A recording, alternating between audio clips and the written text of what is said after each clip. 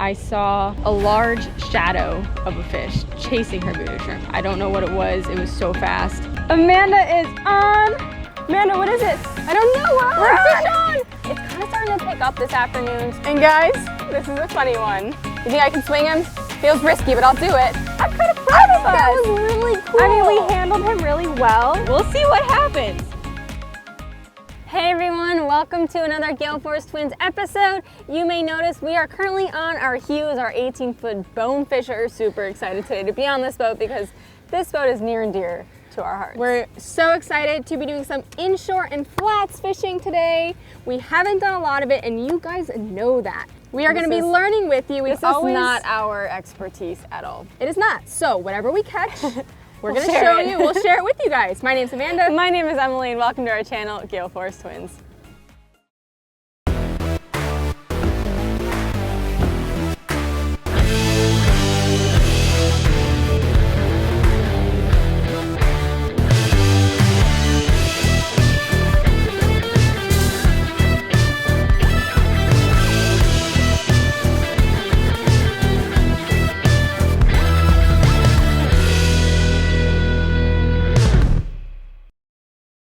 This video is brought to you by Lippert. First technique of the day. So it's high tide right now, or higher tide. The tide is going out currently, and high tide was at like 7 a.m. and it's almost 8 a.m. I believe, so we're right after that high tide. And because of that, we're fishing basically a mangrove island and a flat. So the mangrove island's in the middle, and all the shallow water around it is the flat. So I'm using the trolling motor and just working around the edge of the mangrove island while Amanda keeps casting. She has a voodoo shrimp. She keeps casting that into the mangroves, seeing if anything bites, basically. We'll see what happens. Amanda is on. Mangrove snapper. We got a mangy.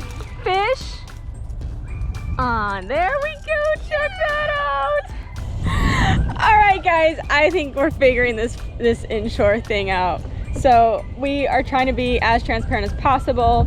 It is absolutely amazing to me, and also really, I think it's awesome and incredible at the same time that a fisherman can have so much knowledge, like an unbelievable amount in their fishery, but know nothing about another fishery. So like Amanda and I, our thing is offshore reef fishing, wreck fishing, bottom fishing, fishing the Gulf for cobias, offshore for mahi, tuna. But this inshore mangrove islands and flats fishing, our knowledge is like this big. The skunk is off the boat.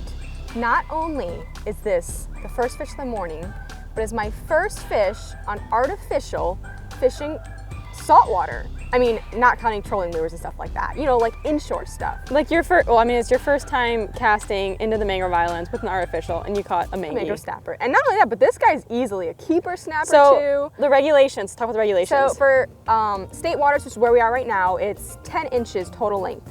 So that makes this guy a keeper. If we're in international, federal waters, it would be 12 inches. But so, yes, so it's 5 per person in here in state waters, 10 per person out there. So it depends where you are, so you gotta know where you are in your regulations, but I do know this guy's a keeper. I do know he's gonna give us dinner, and I caught him on this shrimp. Fish on! We got another one! Oh my gosh! But this time you should see him. We got a little mangy. He ate a bait almost as big as him. Here's our little mangrove snapper.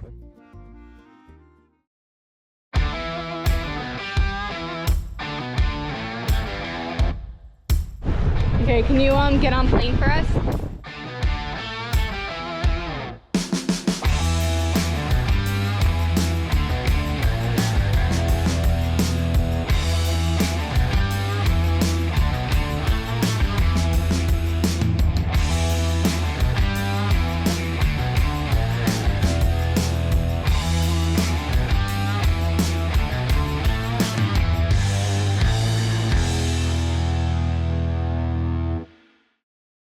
We decided to make a move. It's kind of starting to pick up this afternoon, so hopefully we can catch some more fish before it starts to get too windy and we gotta run in. But we made a run, and if you guys look, we're fishing this white sandy flat. Best case scenario is we get a bonefish, but if not, we could probably get some cudas. A lot of times there's stingrays on flats. There's also maybe a bonnethead sharks. So we're gonna change gears. So we went from the mangrove islands and now we're gonna do the sandy flat. But before we start fishing, we do want to take a minute and tell you guys a little reminder. All boats that are greater than 16 feet must have a throwable flotation device. Now, this is outside of your regular wearable life jacket. So of course you need to have life jackets on board for your crew members and your family members, but you also need to have a throwable. I'll put more details in the description box about ours, but I love this one. We got it from TaylorMade, and I absolutely love that it came with sticker set, so we were able to put Gale Force on it and customize it, and you know, it just makes it a little more enjoyable to have something cute like that and fun on your boat. What is it? Amanda, what is it? I don't know, we're on! Fish on! Oh, it's a jack, I think. It's being chased by other jacks. Like a yellowjack? I think so. It's a yellowjack. Ah, it's a yellowjack. All right, Amanda, swing this guy in the boat. Swing him. I'm on 12-pound test. You really want me to swing him? You think I can swing him? Feels risky, but I'll do it. 1, 2, we're risking it. Swinging our jack in the boat. Nice. Guys, we caught a beautiful yellowjack. Now these fish make excellent sashimi and sushi. They taste amazing, but I think we're gonna go ahead and release this guy. If you're wondering why they're called a yellowjack, well, they're pretty yellow. Look at the yellow pectoral fin. Yep, yellow fins. Oops, all right. But they also have a lot of blue to them, which is really cool. It makes them super bright and colorful. But I think we should get him in the water. Let's get him in the water, Amanda. All right, come on. Going in for our yellowjack release. There he goes. All right, do you think we're gonna catch a few more? Because those are some schooling fish. Yeah, I mean, if we saw one here, you never leave fish to find fish. There's probably more yellowjacks in the area, so let's keep fishing. Fish on. And guys, this is a funny one. Are you ready? Are you ready? It's a pufferfish. We caught a pufferfish, and we're actually also tangled with our other line. All right, let's check out this pufferfish. So we need to check out this pufferfish. We also got to untangle our line, but maybe the pufferfish will blow up for us. If you guys watch our stone crab videos, you've probably seen us catch plenty of pufferfish in our traps. But we caught one on hook and line. Oh, can you see that, Emily? Oh, yeah. All right, so we just cut the line on our mono, kept our fish in the boat. So we've got our pufferfish right here. There we go. And he's not inflating right now, but this is what they look like deflated. A pretty cool looking fish. Emily, I think we should release him, obviously, because we don't have a reason to keep a pufferfish. These guys are super cool, just super unique. They've got hard heads. I can like pet this guy. Wow, this is a really calm fish. It is. Okay, so I'm just gonna go ahead and dehook this pufferfish, because if I grabbed him by his sides, he might puff up. Well, he would puff up. And they puff up when they get stressed out, and the fact that he's not, I mean, I'm kind of proud of us. That was really cool. I mean, we handled him really well. Like, he didn't get stressed out. I know, and I think what I want to do, guys, is we're going to take a minute and just show you guys our technique to trimming the flats, because obviously we started the morning with artificials at the mangrove trees, and we came out to the flats, and let's just show you our technique. If you've seen our previous very small amount of inshore fishing, you may have seen us talk about the technique to fishing, to chumming a flat, I should say. So basically I have this bag of shrimp, got a bag of dead shrimp, and I am sitting here breaking the shrimp up into 3 to 4 pieces. And when I break it up, it's not like I'm just breaking it and throwing it. I'm breaking it and I'm smushing it and letting all the juices come out, and then I'm dropping it in the water. Just at like a nice and steady pace, however long it takes you just to sit there, you know, break it. Right, because what would happen if we actually used chum on the flats, Emily? So if we use like actual chum, then we would have big sharks come in, which, I mean, that's fun if that's what you want to do, but we're not targeting sharks. Best case scenario, we're getting bonefish, we're getting yellowjacks, that's awesome. And then the bycatch is things like pufferfish. Maybe we'll get some kudas that come up. Kudas are fun to catch. So that's what we're doing, sitting here chumming flat. And then why don't you show them what's on our rods? So while I sit here and chum, Amanda will basically always make sure there's bait on the rods, keep checking them, maybe cast around a kuda tube. Why don't you show them a kuda tube, Yes, so we have a kuda tube right here. So we actually had a school of 3 kudas come through, like literally 2 seconds ago, and we casted this kuda tube at them a couple times, and no luck, but this usually works very well for kudas.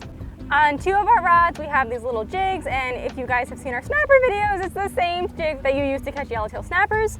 And then I am just taking the shrimp and breaking the head off, breaking the tail off. So I have the body of the shrimp. Same technique as far as yellowtail snapper goes for the jig, just gonna slide it on there like it's a worm.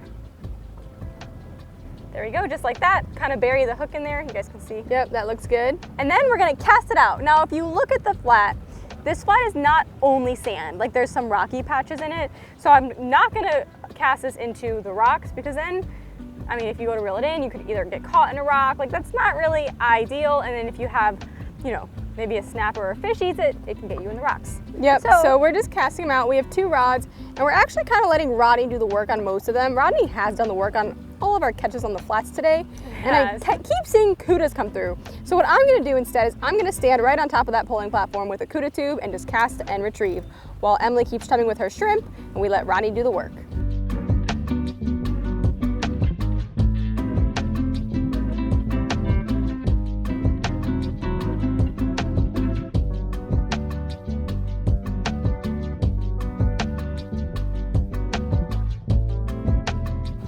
We hope you guys had fun coming with us as we gain more experience inshore fishing. It was a fun morning. We caught some mangrove snappers on artificial, and then we came to the flats and we chummed the flats and we caught some more species. So I call it a win-win. We hope you guys enjoy. We want you to get out there, have fun, and stay safe.